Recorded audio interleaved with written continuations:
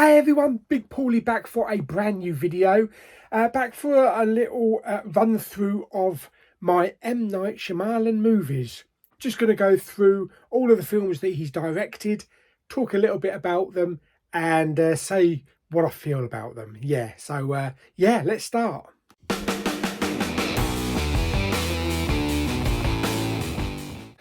Okay, so M Night Shyamalan has always been one of my favourite directors.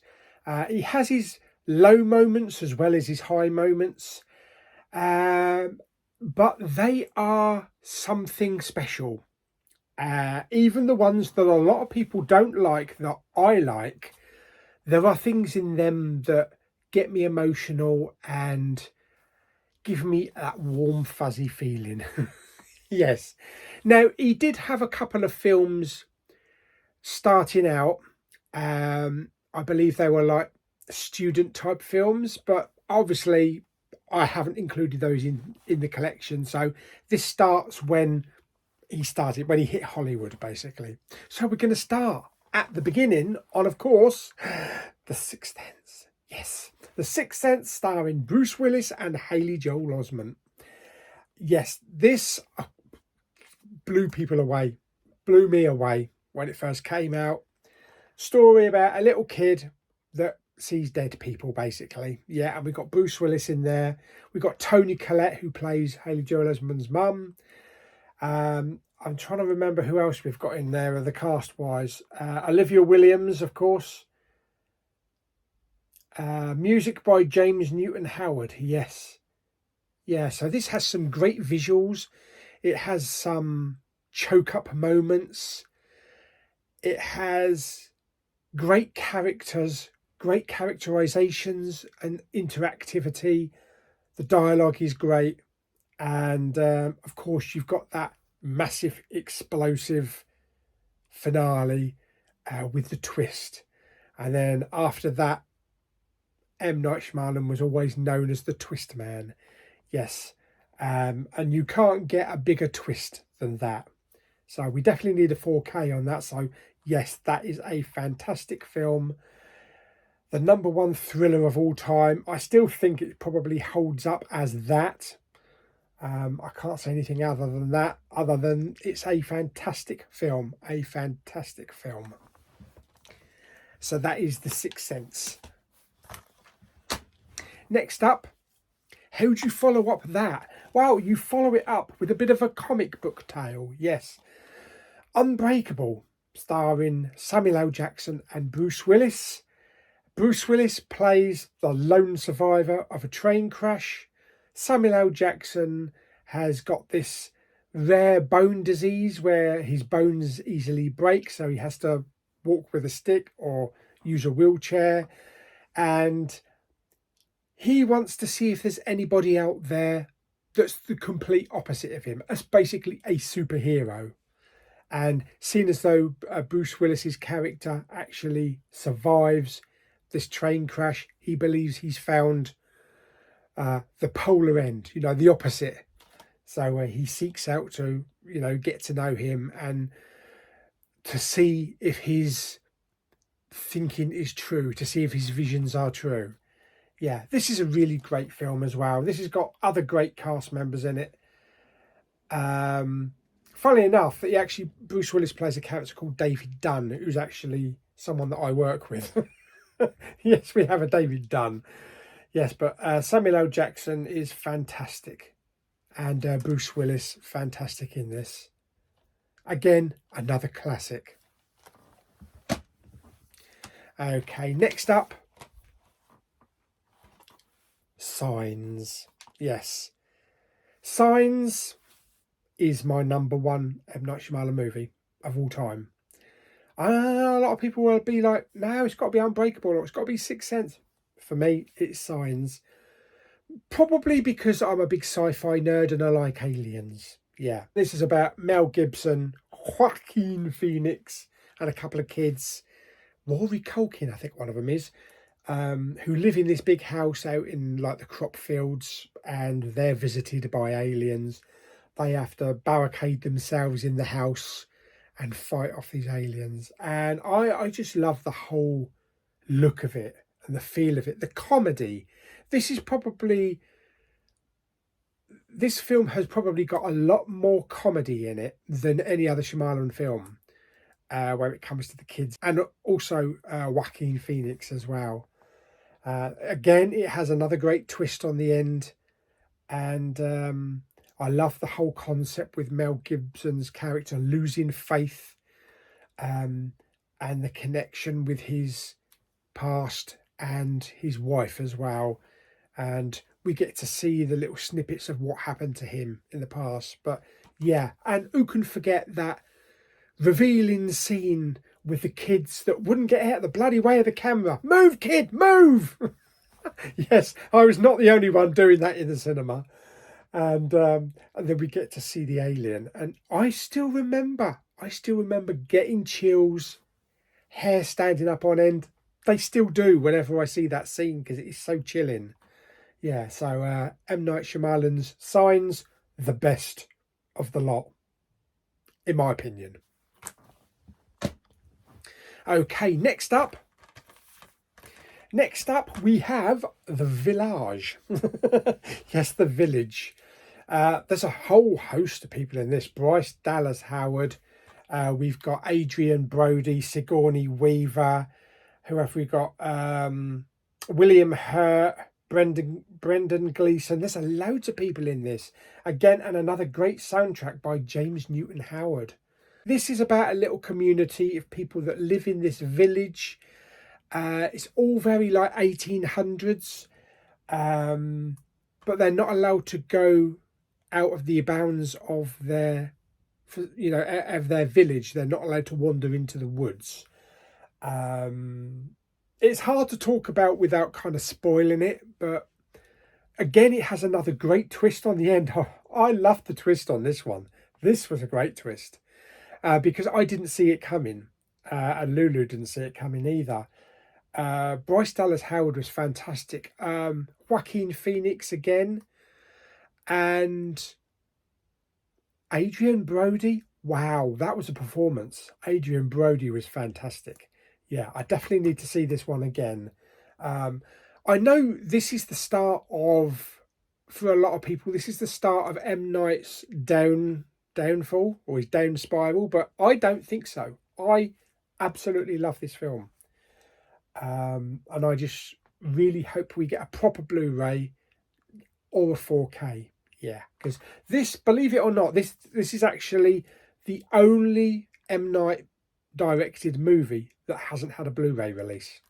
Yeah, so I had to buy the bootleg. Which is fantastic quality, really fantastic quality. Yeah, but I would love a proper official release. But yeah, there we go. That's The Village. Okay, next up, and I hear this time and time again, that this is one of M. Night's worst movies. And again, I disagree. But that's just me. That's just me. Lady in the Water. A fairy tale story, yes, with Bryce Dallas Howard, Paul Giamatti. I love this film. I love the setting of this film around this little apartment block with a swimming pool, where Bryce Dallas Howard's character comes through from another world. It is a classic bedtime story. I even have the book that it was based on, that he wrote, M. Night wrote for his daughters, and the illustrations. I think it's just a fantastic and beautiful film. Great acting from Paul Giamatti and Bryce Dallas Howard. And I love the whole host of different wacky characters that we get in this little apartment block. Even the guy that works out on one arm. So he's got massive muscles on one arm and the other arm's not. What makes me laugh all the time on this one is the film critic. And just the line of, there's no originality in Hollywood anymore. It's just fantastic. Me and Lou went to see this at the cinema. We were crying at the end, but we were happy because it was such a fantastic film.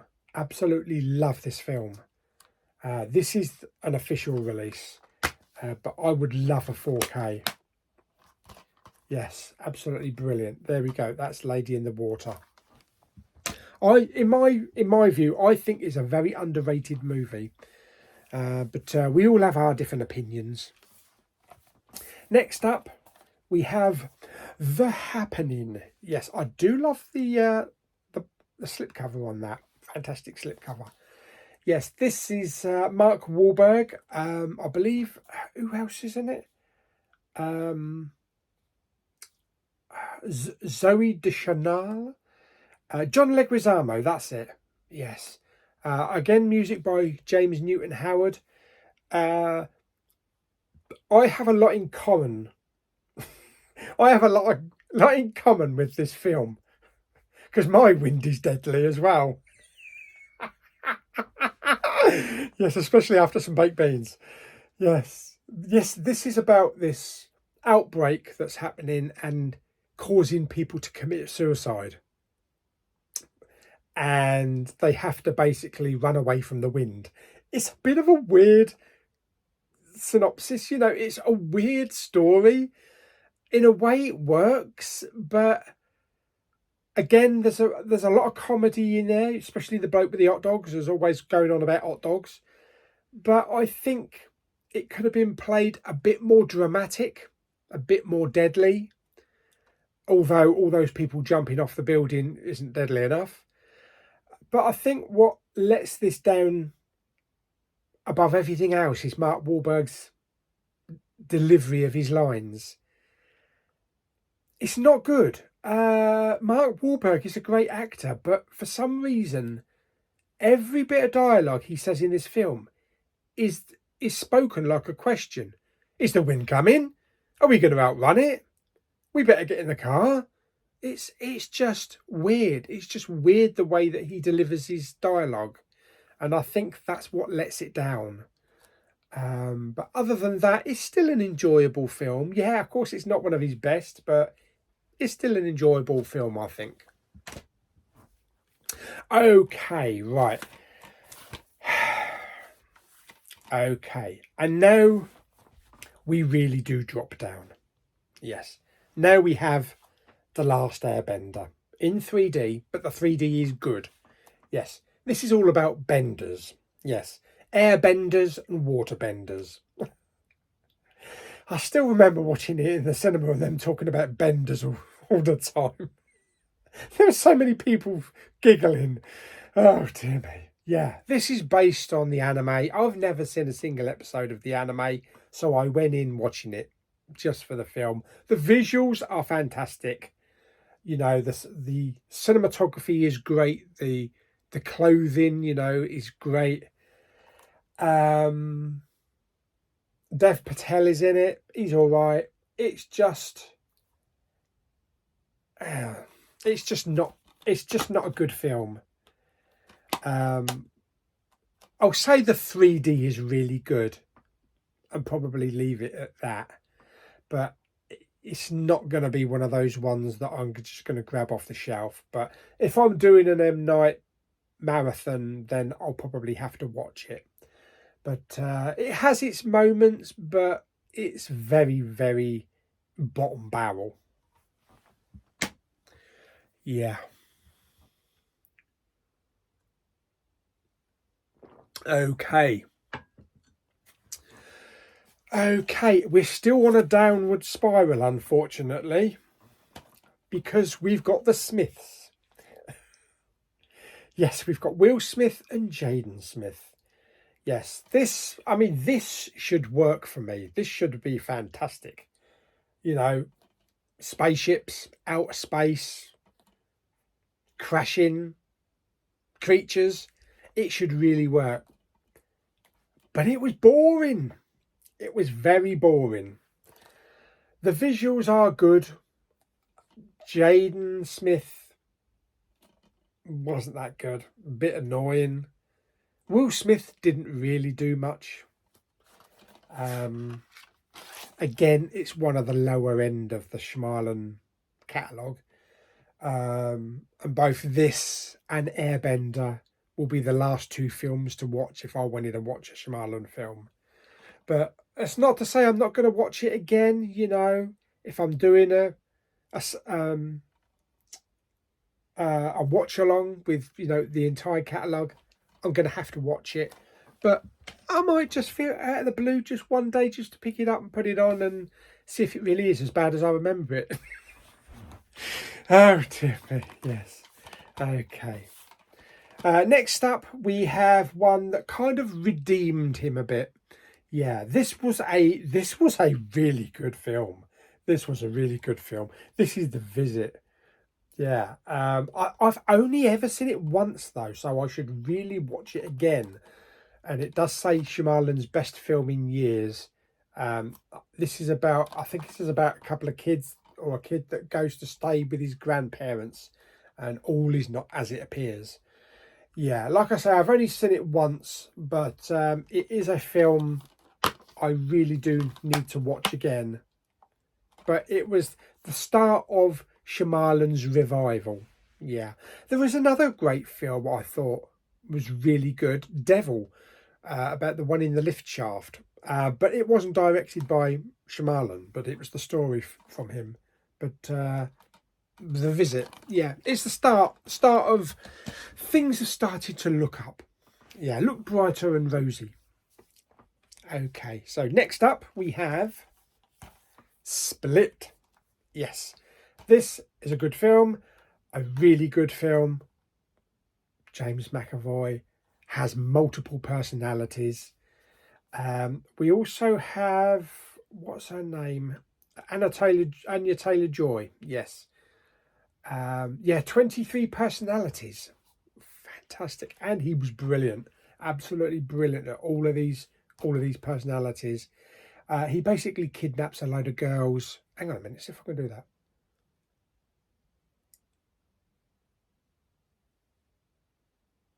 I can't get it right. my head's too fat. Yes. Yeah, he basically kidnaps a couple of girls, keeps them locked up, and they have to try to escape, but all these personalities keep interacting with them. That's all I'm going to say about that. Again, this is another great revival from M Night Shyamalan, and gave us an ending we were never thinking about. We were never anticipating. Just that last little twist at the end, and it kind of threw an entire spanner in the works, and took us back for, you know, decades. Wow, yeah, great, fantastic. Okay, next we have Glass. Again, another great film, and this is kind of like, this is a trilogy. It's Unbreakable, Split and Glass. It's the trilogy, and it brings all these characters back. So we have Bruce Willis and Samuel L. Jackson back from Unbreakable, plus we also have James McAvoy from Split. And it puts all of these characters together. And there's not many filmmakers that can do that, and it actually works. It was just great watching all these three characters interacting. The only thing I would say is the ending was a little bit on the subtle side. I was, you know, for being the last film in the trilogy, I was expecting it to have a massive twist on the end. But it was just a twist, a subtle twist. But it was still an enjoyable film. In fact, I've just noticed that I've got both of those on Blu-ray. I have been trying to get them on 4K, but everywhere I find them, there's no slipcovers, or they're tatty slipcovers. But I have found a couple on eBay that I'm keeping an eye on at the moment. I just need to see if the seller will actually combine the shipping rather than me having to pay £8 for both of them to be shipped. So hopefully I'll have those on 4K with mint slipcovers soon. Okay, so next up, It's Only a Matter of Time. Old. Yeah. This is mixed. it has its moments, but it's comical in a way when it's not meant to be comical. The dialogue is comical when it's not meant to be comical, and the whole aging thing is also comical. So it's supposed to be this really serious film about this group of people that are taken to this little beach on this island, and they start to age. But it's not as serious as it should be. It does have a twist again at the end. Not a brilliant twist, but it's still a twist. But I think he needs to get back those early twists, the ones that just blew us away. Yeah, so it's okay to watch, but it's a bit too much on the comical side. Okay, and we come to his last film of his directorial catalogue, and that is Knock at the Cabin, starring Dave Bautista and Rupert Grint. And this is based on the book The Cabin at the End of the World, about a group of 4 individuals who go to this cabin in the woods where this family is having a little vacation time. And basically they say, you have to pick one of yourself to sacrifice in order to save the world, because the apocalypse is coming. The tension in this was good. You know, Dave Bautista was absolutely fantastic. He stole the entire film. There were moderate threats. You know, we did get to see a bit of apocalyptic action happening, but not a lot. And the twist, again, it's a very fizzled out twist. So he tends to be losing his grasp on twists at the moment, and what made him famous as a director for having these twists. So it's still a good film for the performances and for the tension. It's just not a blow away film. Yeah, but it's still entertaining. There we go. So that is it. That is my entire M Night Shyamalan Ding Dong directorial catalogue movies. Yes, obviously everybody's going to have different ideas and different opinions on these films, so it'd be great if you join me in the comments down below. What are your top 3 favourite M Night films? And yeah, just say which ones you really hate, you know, because you might really hate Unbreakable or Sixth Sense, you know, and it'd be interesting to get some comments and some insight from other people out there that have different opinions. But don't forget to like the video, of course, and give it a thumbs up. Blah, blah, blah, blah. And don't forget to subscribe, comment and share. And like I always do with these M Night Shyamalan movies and these reviews and things, there's got to be a twist at the end of the video. And there's no better twist than an appearance by Mama Bowman. So I'll just leave it in her capable hands. Oh, by the way, I bet you weren't expecting that fucking ending.